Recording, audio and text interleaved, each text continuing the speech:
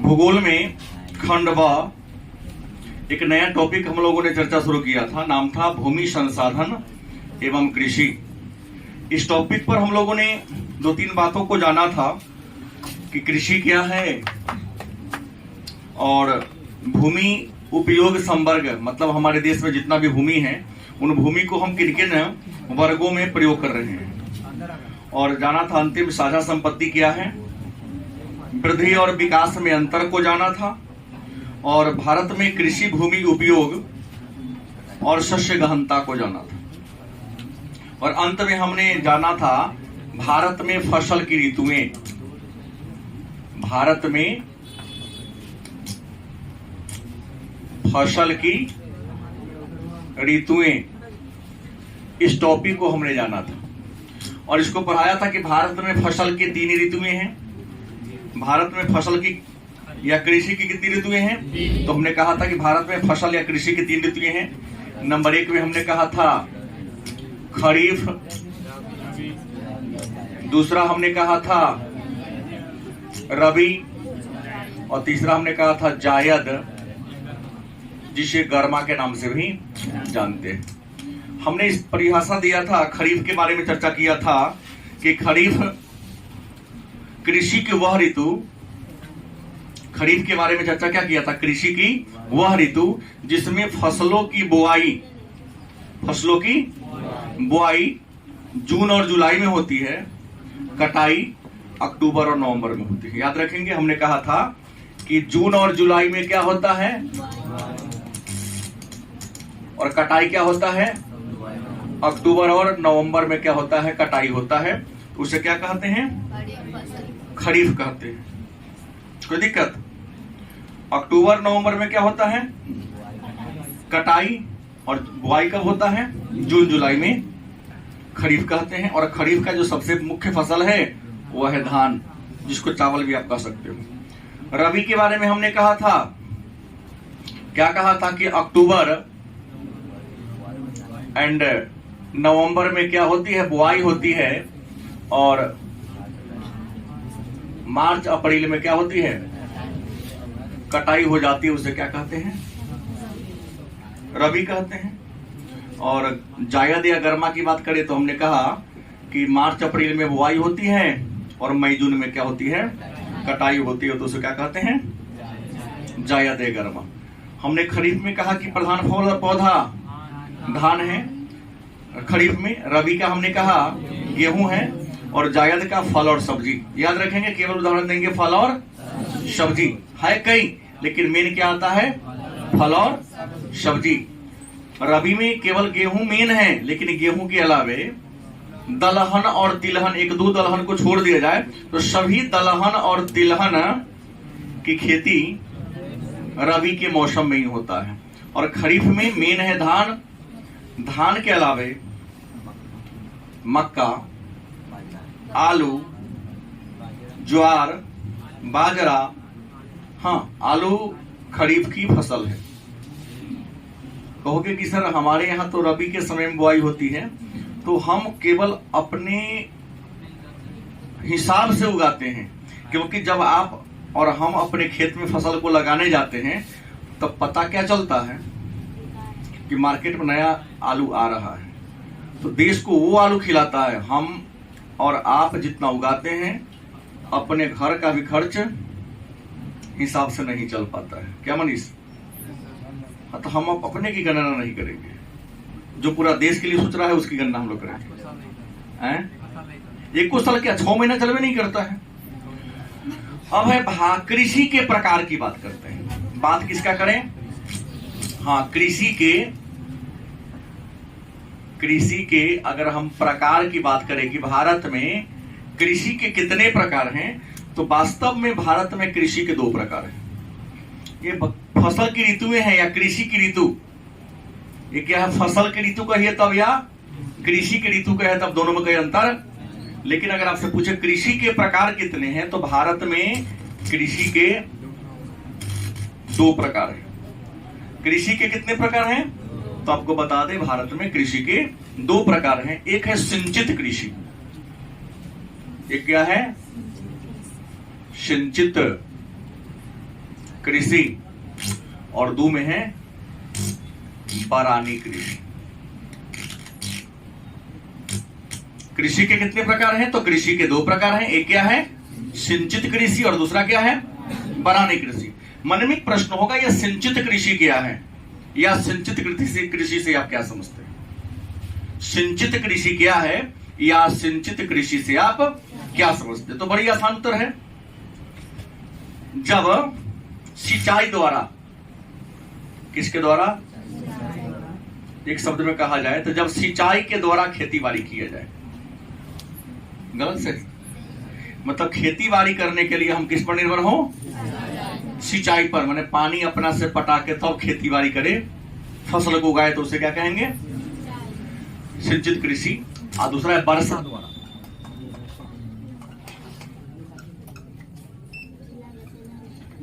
दूसरा क्या है? वर्षा के द्वारा। अगर हम खेती बाड़ी करें लेकिन निर्भर किस पर हैं?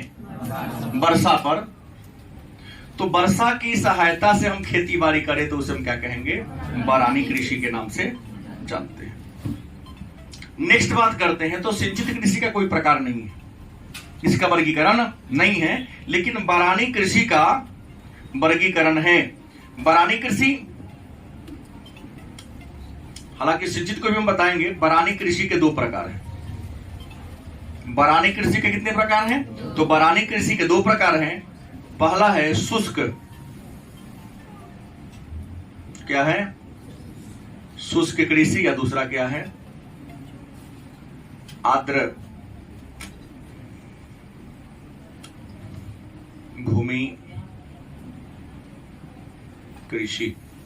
मतलब हमने कहा कि बारानी कृषि के कितने प्रकार हैं? दो। पहला है शुष्क कृषि या शुष्क भूमि कृषि। अब शुष्क कृषि है क्या या शुष्क कृषि से आप क्या समझते हैं? तो सीधा होता कि जिन क्षेत्रों में वर्षा 75 cm से क्या हो? कम हो। वर्षा हो लेकिन वर्षा कितना हो? 75 सेंटीमीटर से क्या हो?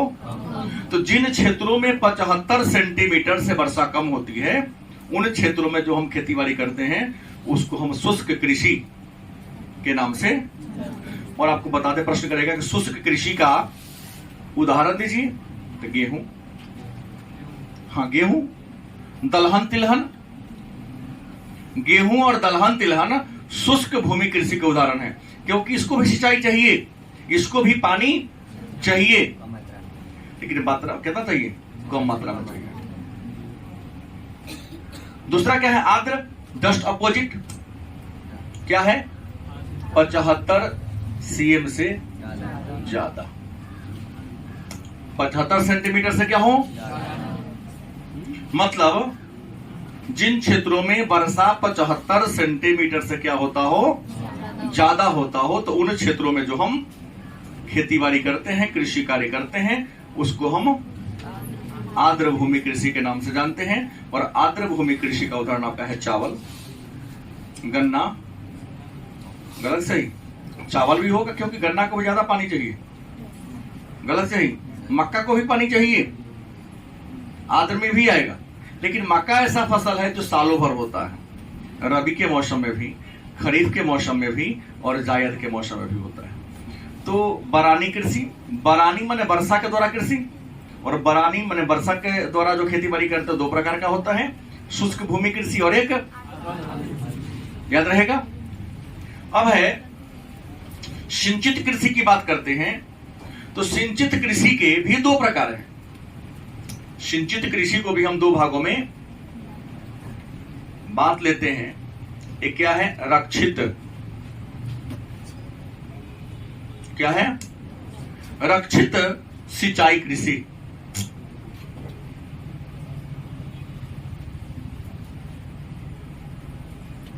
पहला कौन है? रक्षित सिंचाई कृषि। दूसरा है उत्पादक सिंचाई कृषि।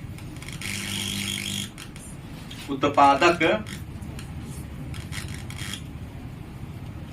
सिंचाई कृषि। तो मन में एक प्रश्न होगा कि रक्षित सिंचाई कृषि क्या है? या आरक्षित सिंचाई कृषि से आप क्या समझते हैं? रक्षित का मतलब होता है रक्षा करने योग्य। रक्षित का मतलब क्या होता है? रक्षा करने योग्य। मतलब वर्षा से जितना फसल को पानी मिल गया, यदि उसके अलावे भी पौधा को जल की जरूरत है और किसान क्या करते हैं, कृत्रिम तरीका से पानी पहुंचाता है खेतों को, तो उसको रक्षित माने रक्षा करने के लिए। नहीं वर्षा होगी तो पानी पटाएंगे ही, लेकिन वर्षा हो गया फिर भी जितना चाहिए पौधा को उतना पानी उसको क्या हुआ, नहीं मिला, तो क्या किया जाएगा? पानी तो पटाना पड़ेगा, क्योंकि बिना पानी पटाए खेती बाड़ी होने वाला नहीं है। तो ऐसे कृषि को हम क्या कहेंगे? रक्षित सिंचाई कृषि। जैसे हम गेहूं की बात कर लेते हैं, क्या होता है? गेहूं बोने के बाद हमारे किसान राह देखते हैं बारिश का, क्योंकि हमारे गांव में एक परंपरा, एक कहावत बड़ी प्रसिद्ध है, नहीं भाई बटबे करेगा माघ बरसबे करेगा। माघ में उत्तर पश्चिम से जो मानसून आता है, जिसको हम लौटती मानसून या पश्चिमी विक्षोभ कहते हैं, उससे थोड़ी मोड़ी वर्षा हो जाती है एक बार। तो लोग क्या करते हैं? वेट करते हैं। अगर मान लिया हुआ तो ठीक, अगर नहीं तो थोड़ा मोड़ा होकर रह गया, उसके बाद क्या करते हैं? पानी पटाते। फिर बिहार के लोग, बिहार के जमीन में यूरिया की मात्रा, नाइट्रोजन की मात्रा कम है। अपने यहाँ जो जलोढ़ मिट्टी है, जलोढ़ मिट्टी में सब प्रकार के पोषक तत्व हैं, लेकिन कम क्या है? तो नाइट्रोजन। इसीलिए देखिएगा अपने यहाँ कालाबाजारी नाइट्रोजन का होता है। लेकिन अभी लोगों को नाइट्रोजन की जरूरत है, यूरिया की जरूरत है। यूरिया में 46% नाइट्रोजन होता है, तो लोग यूरिया खरीदता है। यूरिया नहीं, नाइट्रोजन खरीदता है। क्या जी? यूरिया से नाइट्रोजन को हटा दिया जाए तो लोग यूरिया के लिए मारामारी नहीं करेगा। तो रक्षित पौधा को जितना जल चाहिए उससे कम वर्षा हुआ तो लोग क्या करेगा? सिंचाई के माध्यम से जल की आपूर्ति करेगा, तो रक्षित। और उत्पादक, बड़े पैमाने पर फसल को बड़े पैमाने पर उत्पादन करने के लिए जब हम क्या करते हैं? सिंचाई करते हैं, तो उसको हम क्या कहते हैं? जैसे पंजाब में जाइए, अपने यहाँ लोग एक ही हम देखता हूं, जिससे पिछले बार हम खेत पर गए थे, एक बार पानी पटा दिया, हमने कहा कि इसको पानी की जरूरत है, मिट्टी सूख रहा है, दाना जो होगा सूख जाएगा। कहा कि हम लोग दोबारा आज तक दिए ही नहीं। किसान ने कहा कि तो हमारे यहाँ जो दोबारा पानी पटाता है उसका मनी कम हो जाता है। नहीं दिया, लाख कहने के बावजूद नहीं।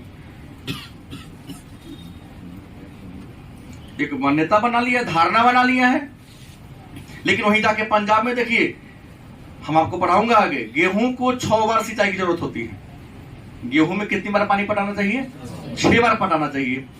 तो वहां क्या है? बड़े पैमाने पर। अपने यहाँ 1 एकड़ में अगर 20 क्विंटल हो गया, 25 क्विंटल हो गया, तो किसान अपने आप को भाग्यशाली, धन्य धन्य मानता है। लेकिन पंजाब हरियाणा में जो गेहूं उगाता है वह 1 एकड़ में चाहता है 70 क्विंटल 80 क्विंटल ले ले। तो भाई बड़े पैमाने पर उत्पादन करना हो, दाना को पौष्टिक बनाना हो, क्या जी, तो उसको तो जल पर्याप्त चाहिए ना।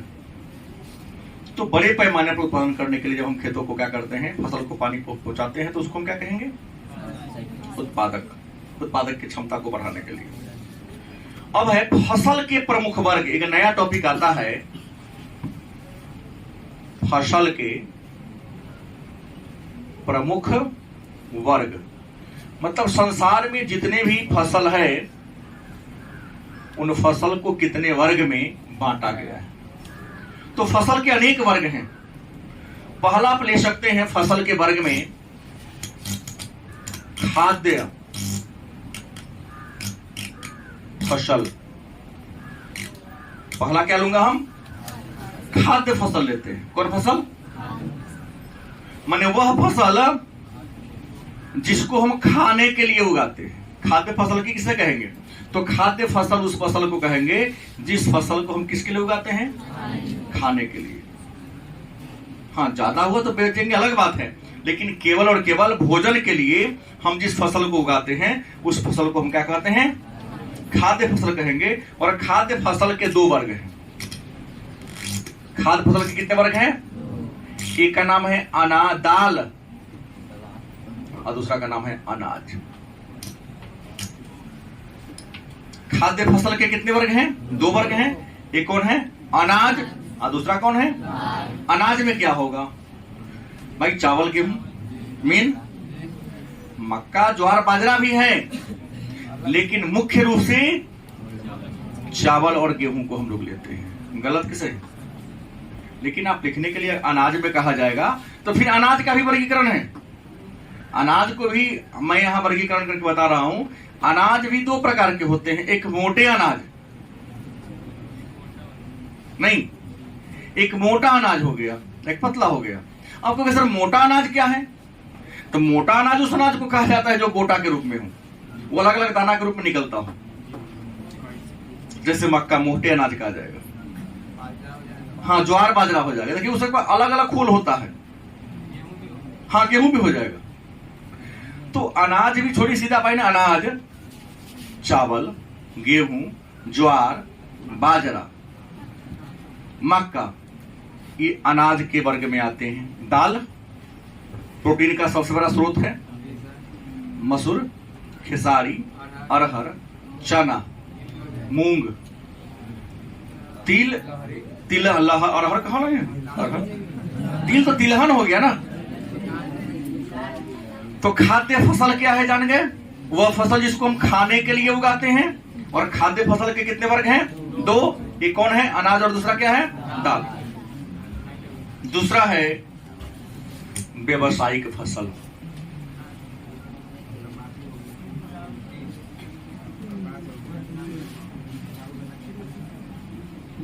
दूसरा क्या है?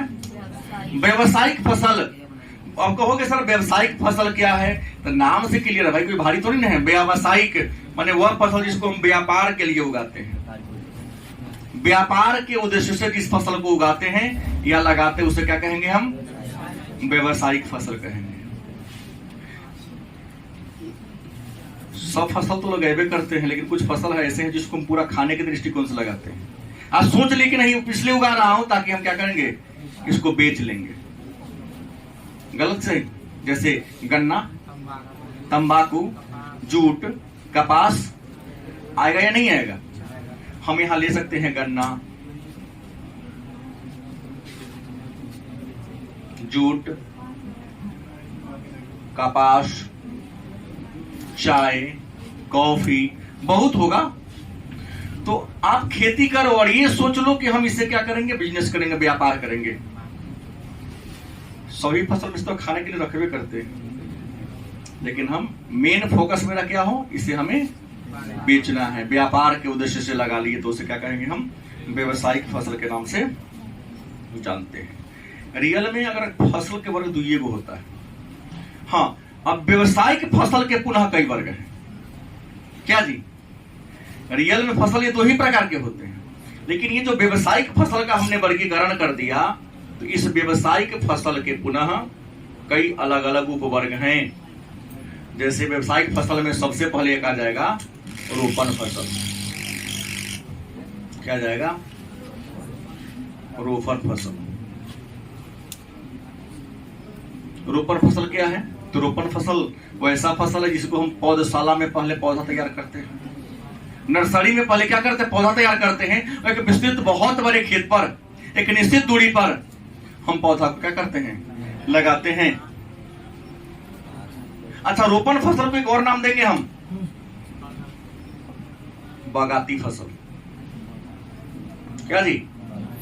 हाँ, बागाती को ही बागानी भी कहते हैं। बागाती शुद्ध पुस्तक में लिखता है और हम लोग कहते हैं आम बोलचाल की भाषा में बागानी। माने बाग बगीचा के रूप में जिस फसल को उगाते हैं उसे क्या कहते हैं? हम बागानी फसल कहते हैं। गलत सही? तो व्यवसायिक फसल में एक रोपण फसल आ गया। रोपण में चाय का बागान, कहवा का बागान, कहवा मीन्स कॉफी, केला का बागान, लीची का बागान, आम का बागान, अमरूद का बागान, बैर का बागान, पपीता का बागान, कुछ भी हो सकता है। गलत कि सही? अच्छा, दूसरा रोपण फसल में एक और वर्ग विद्वानों ने मान लिया, रेशेदार। क्या आता है? रेशेदार फसल। जिस फसल से रेशा की प्राप्ति होती है। जिस फसल से किसकी? रेशा की प्राप्ति होती है। तो जिस फसल से हमें रेशा की प्राप्ति होती है उस फसल को हम रेशेदार फसल के नाम से, जैसे जूट रेशा मिलता है, कपास रेशा मिलता है, गलत सही, मेष्टा जगरा सूत्री बनाते हैं, सोनाई जगरा कहते हैं हम लोग बोलचल की भाषा में। हाँ जूट तो हो गया, जूट माने पटुई होता है। हाँ नारियल, भिंडी, राज भाई जूट में भिंडी मिला के लोग खूब बेच रहा है। भिंडी को भी आप काट लो और उसको पानी में उसके काट के पेड़ को डाल दो फूलने के लिए, रेशा निकलता है।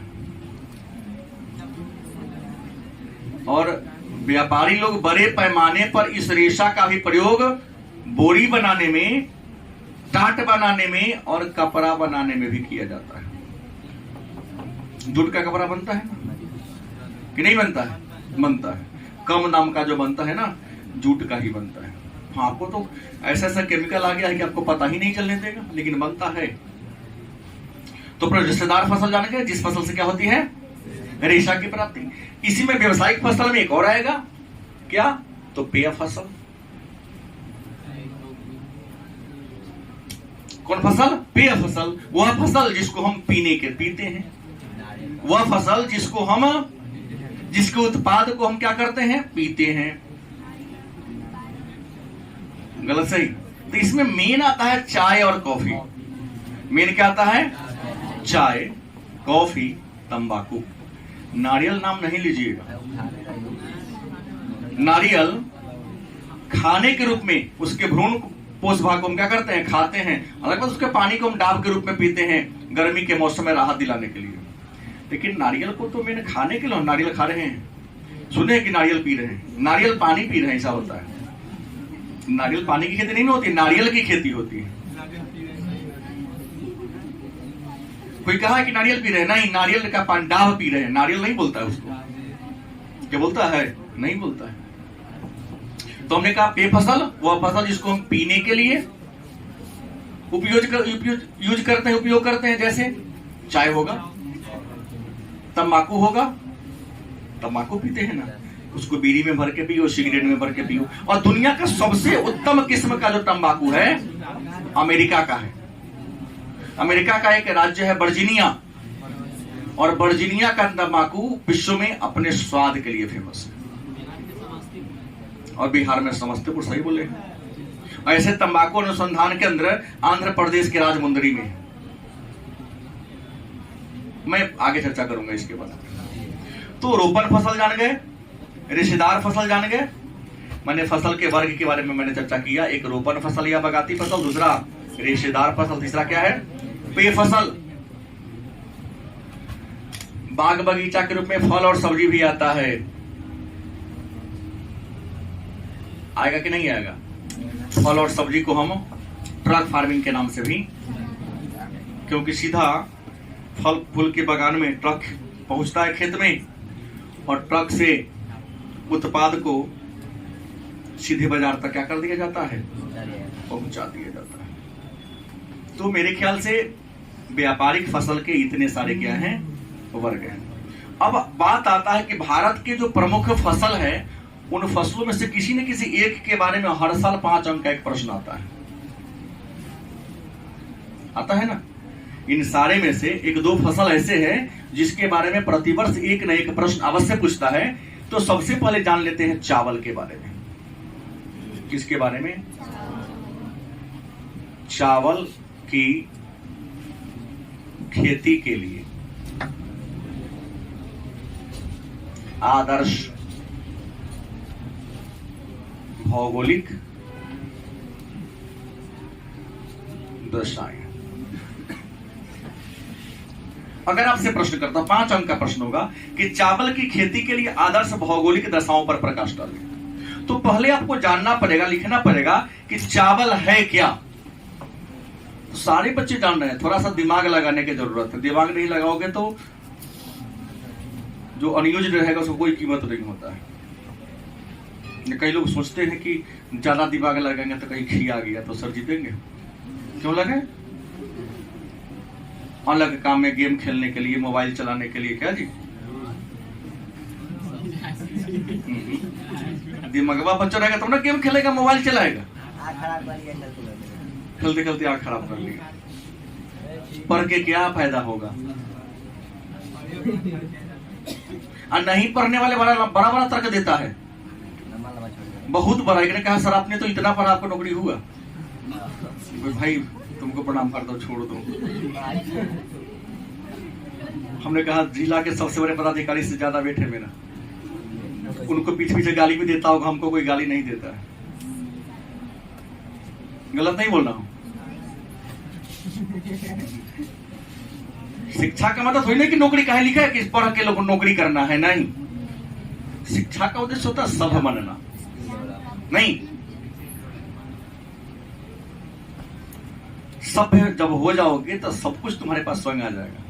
किसी ने लिखा विद्या ददाति विनयम, आप विनयम ददाति पात्रता। विद्या से आपको विनय आती है, और जिसके के अंदर विनय आ गया वो सबके पात्र हो जाएगा। आपके अंदर विनय नहीं आएगा तो पात्र नहीं कुपात्र रहोगे। तो आइए सबसे पहले जानते हैं कि चावल की खेती के लिए भौगोलिक दशा की बात करते थे। तो सबसे पहला बात, हम इंडिया के संदर्भ में बोल रहे हैं क्योंकि मैं इंडियन हूं। पहला लाइन लिखोगे, चावल भारत का सबसे प्रधान या सबसे पहला खाद्य फसल है। गलत सही? हर वस्तुनिष्ठ को लाइन बना दो, नंबर कटने का उसको मौका ही न मिले कि अनाप शनाप लाइन लिखा है। चावल भारत की सबसे प्रधान खाद्य फसल है। भारत के लोग भोजन के रूप में सबसे ज्यादा चावल को पसंद करते हैं, राइट। चावल खरीफ के मौसम में उगाया जाने वाला सबसे प्रधान फसल है। चावल खरीफ के मौसम में उगाया जाने वाला सबसे प्रधान फसल है। देश के कुल खाद्यान्न के उत्पादन में चावल का योगदान 36% है। जैसे मैंने कहा, ये इसको उगाते कौन महीना में है? खरीफ में उगाते हैं। उसके बाद ये प्रधान फसल है, और अनाज के उत्पादन में इसका योगदान कितना परसेंट है? देश में जितना भी अनाज उगता है, और अनाज में दाल तो नहीं आएगा, अनाज में दाल और अनाज दोनों आएगा। तो अनाज की हमने बात कहा, चावल, गेहूं, ज्वार, बाजरा, मक्का, इन सब में सब 36% कौन उपजता है? चावल उपजता है। आपको बता दें, अगर विश्व की बात करें तो चीन के बाद चावल के उत्पादन में इंडिया का क्या स्थान है? दूसरा स्थान है। चीन के बाद चावल के उत्पादन में इंडिया का दूसरा स्थान है, और विश्व का 21 दशमलव कितना परसेंट? 2% चावल इंडिया में उत्पादित होता है। विश्व का 21.2% चावल इंडिया में उत्पादित किया जाता है। और भारत के कुल कृषि योग्य भूमि के 22% क्षेत्र पर चावल की खेती होती है। भारत में जितना जमीन है सब पर खेती बाड़ी नहीं होती है। निप्पल बोया गया क्षेत्र का, शुद्ध बोए गए क्षेत्र के 22% भूमि पर किसको हम उगाते हैं? चावल को उगाते हैं। भारत में अधिकांश राज्यों में तो चावल को एक ही बार उगाया जाता है, लेकिन कुछ ऐसे भी राज्य हैं जहां वर्ष में 3 बार चावल उगाया जाता है, और वर्ष में 3 बार उगाए जाने वाले चावल का नाम है अमन, औस एंड बोरो। पश्चिम बंगाल में, असम में ऐसा राज्य है जहां चावल 3 बार उगाया जाता है, शरदकालीन, ग्रीष्मकालीन और शीतकालीन चावल। ये तो लगता है कितना चावल आ कहां से रहा है? भाई तुम 1 बार उगाते हो, 3 बार उगाता है, तुम कहते हो हम आगे हैं। दुनिया बहुत बड़ी है, जहां सोच इंड होता है वहां से जो आगे सोचता है वही आगे बढ़ता है। गलत से, लेकिन पॉजिटिव हो। जीवन में सफल होने के लिए बार बार बोलता हूं कि आपकी सोच कैसी हो? पॉजिटिव हो। नकारात्मक सोच वाले कभी आगे नहीं बढ़ते।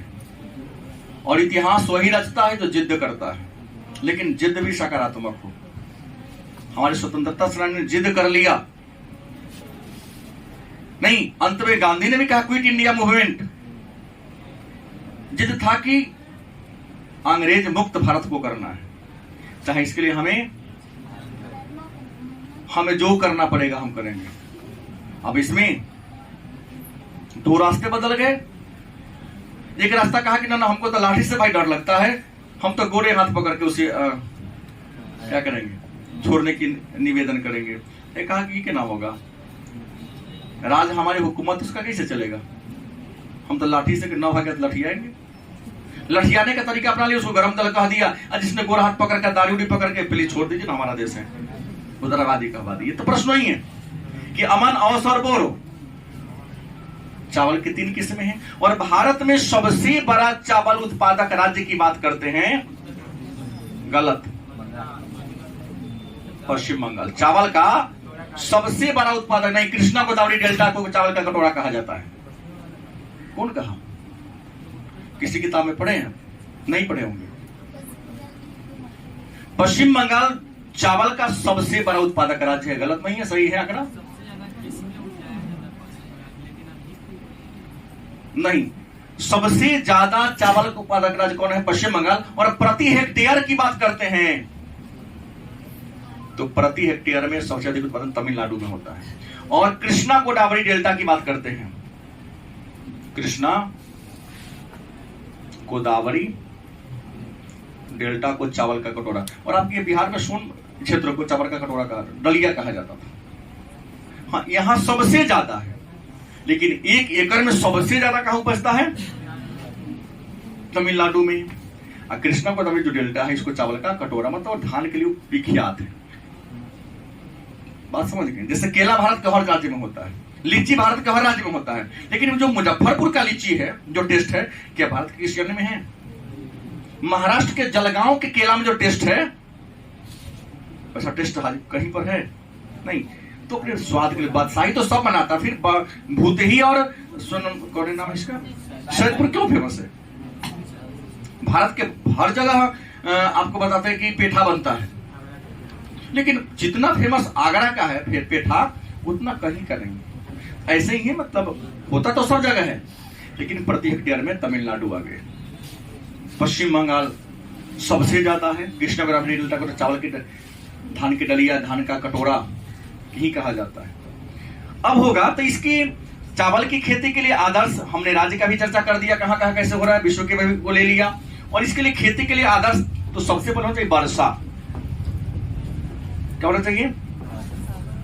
चावल की खेती के लिए अगर वर्षा की बात करते हैं तो वर्षा कहता है कि अगर एवरेज की बात करते 125 सेंटीमीटर, एवरेज औसत की बात करता है। 100 से 150 सेंटीमीटर सीधा चलेगा। एवरेज कितना, मतलब इसको हम 100 से 150 सीएम लिख सकते हैं, कोई दिक्कत नहीं है। लेकिन एवरेज की बात करें तो 150, 150, 250 होगा, 250 बटा 2 125। तो चावल की खेती के लिए औसत वर्षा, अब विस्तार में पूछेगा तो हम तापमान की बात करते हैं। किसकी बात करें? तापमान की बात करें। तापमान टेम्परेचर, कितना टेम्परेचर वायुमंडल का होगा कि चावल अच्छा होगा? तो आपको बता दे, अलग अलग 3 बात कहता है। एवरेज की बात करता है तो 20 डिग्री सेंटीग्रेड। कितना कहता है? चावल की खेती के लिए औसत तापमान कितना होना चाहिए? 20 डिग्री होनी चाहिए। लेकिन कहता है रोपाई के समय 21 डिग्री, रोपाई के समय 21 डिग्री, विकास होने के लिए 24 डिग्री और कटाई के समय 27 डिग्री। औसत तापमान कितना हो? लेकिन कहीं पूछते रोपाई के समय 21, विकास के समय और कटते समय कितना होना चाहिए? अलग बात है कि हम लोग छठ के बाद करते हैं, अलग छोड़ दीजिए। अब 10 दिन के बाद पंजाब में धान कटना शुरू हो जाएगा। टेम्परेचर देखिए कितना है। आप सब चीज बिहार को जोर से नहीं लेके चलना है क्या? क्योंकि गरीबी के अगर हम लोग राह देखते हैं बारिश का, मानसून का, गलत कि सही? किसान किसी के सहयोग से सहारे नहीं जीता है। जो रियल किसान होगा, खेती बाड़ी करने वाला होगा, ये नहीं कि बारिश होगी तो खेती होगा, ऐसा नहीं चलेगा। बारिश हो या नहीं हो। सुने हैं कि पंजाब को सुखाड़ घोषित किया गया, पश्चिम बंगाल को सुखाड़ घोषित किया गया। मारामारी करता बिहार है, उत्तर प्रदेश वाला ज्यादा करके बिहार वाले मारामारी करते हैं।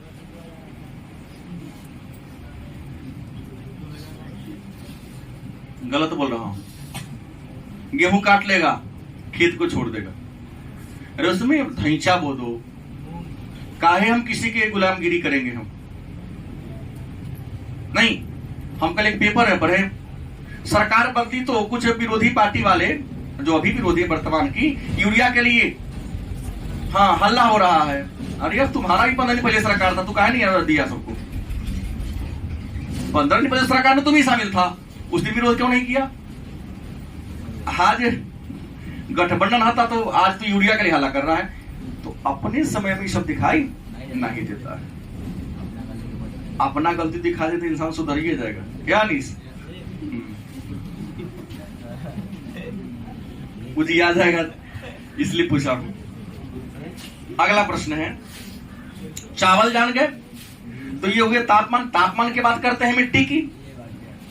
याद रखिएगा मिट्टी जो है वह कृषि का आधार है। सब चीज रहे मिट्टी ना रहे, छप्पर पर उगाएगा यार उज्जवल, ये छप्पर पर उगाएगा? हाँ उगाता, ये उगाता है नहीं। सब कुछ हो लेकिन अगर मिट्टी नहीं हो, हमने कहा मिट्टी भूमि मौलिक संसाधन है, क्योंकि मिट्टी के बिना अनाज तो क्या जीवन का अस्तित्व ही संभव नहीं है। रहेगा कहां? जन्म से लेकर मृत्यु तक सभी एक्टिविटी तो हम लोग मिट्टी पर ही करते हैं। तो मिट्टी की बात करते हैं तो चावल की खेती के लिए मिट्टी कैसी होनी चाहिए? तो मिट्टी आपको बता दो, जलोढ़ मिट्टी चलेगा क्या? चिकनी मिट्टी भी चलेगा, दोमट मिट्टी चाहिए। चिकनी प्लस बालू को मिला के जो मिट्टी बनता है उसको हम दोमट मिट्टी के नाम से। तो प्रश्न है कि चावल की अच्छी पैदावार के लिए मिट्टी कैसी हो? तो जलोढ़ हो, चलेगा। जल के द्वारा बहा कर लाएगा मिट्टी को। जलोढ़ को बाहित मिट्टी भी कहते हैं। जलोढ़ मिट्टी को हम हाँ कछारी मिट्टी भी कहेंगे इसको। तो जलोढ़ मिट्टी का हो, चिकनी मिट्टी का हो, दोमट मिट्टी का हो। अगला धरातल की बात करते हैं। धरातल मतलब धरती का तल, भूमि की सतह। तो धरातल कैसा हो? समतल हो, न तो एक तरफ छाती भर पानी, 4 फीट एक तरफ सूखले होगा? अच्छा नहीं होगा। मतलब धरती का तल कैसा हो? समतल हो। और अंत में क्या हो? श्रम की बात कर ले। किसकी बात कर ले? तो सस्ता, वो प्रचुर मात्रा में, क्योंकि रुपाई कटाई सब समय लेबर की जरूरत होती है। तो हालांकि हमने ज्यादा चर्चा तो नहीं किया, लेकिन इस चैप्टर में थोड़ा तो दीर्घोत्तरीय टाइप का प्रश्न ज्यादा आता है, इसलिए थोड़ा सा ये करना पड़ा है। तो फिर भी हम लोगों ने भारत में फसल की ऋतु जाना और 3 ऋतु की चर्चा हमने कर दिया। 2 नंबर का रबी फसल किसे कहते हैं, खरीफ की फसल किसे कहते हैं, जायद या गर्मा किसे कहते हैं। आप चाहें तो लिख सकते हैं आसानी से। और कृषि के प्रकार, तो कृषि के 2 प्रकार है, सिंचित कृषि और बरानी कृषि। हमने बरानी कृषि के बारे में क्या कहा कि वर्षा के माध्यम से या वर्षा पर निर्भर होकर हम जब खेती बाड़ी करते हैं तो बरानी कृषि, या वर्षाधीन कृषि। और सिंचाई के माध्यम से कृत्रिम तरीका से फसल को पानी देकर जब खेती बाड़ी करें तो हम सिंचित कृषि कहेंगे। बरानी कृषि के 2 प्रकार हैं, शुष्क भूमि कृषि और आर्द्र भूमि कृषि। जिन क्षेत्रों में 75 सेंटीमीटर से वर्षा कम होगा उसे शुष्क भूमि कृषि कहेंगे, और जिन क्षेत्रों में 75 सेंटीमीटर से ज्यादा वर्षा होता है उसको हम आर्द्र भूमि कृषि के नाम से। और शुष्क भूमि कृषि का सबसे मेन फसल है गेहूं, दलहन और तिलहन। और आर्द्र में क्या होगा? चावल, कपास, जूट, गन्ना। इन सबको ज्यादा पानी चाहिए, क्योंकि पढ़ाने के क्रम में चर्चा होगी। अब ये क्या गया ना 125, वहां तो 75 से कम है। सिंचित कृषि के भी 2 प्रकार हमने चर्चा किया, उत्पादक सिंचित कृषि और रक्षित सिंचित कृषि। फसल के प्रकार में हमने कहा कि फसल में रियल में 2 ही प्रकार है। विश्व में जितने भी फसल हैं उसको 2 ही वर्ग में रखा गया है, एक व्यावसायिक फसल, दूसरा क्या है? खाद्य फसल। व्यावसायिक फसल मतलब व्यापार के उद्देश्य से लगाते हैं, और खाद्य फसल खाने के उद्देश्य से लगाते हैं। खाद्य फसल के 2 वर्ग है, दाल और अनाज। और व्यावसायिक फसल के कई रूप हैं, जिसमें हम लोगों ने कहा रोपण फसल। रोपण फसल को बागानी फसल भी कहते हैं, रेशेदार फसल, पेय फसल और फल और सब्जी। राइट। नेक्स्ट हमने कहा अब एक सबके बारे में चर्चा करना है, तो 5 नंबर का एक प्रश्न आता है कि चावल की खेती के लिए उपयुक्त दशा। तुमने इसको विस्तार से लिखा। इसी चीज को आप लोग चाहें तो लाइन से बढ़िया से लेकर 5 अंक प्राप्त कर सकते हैं, कोई दिक्कत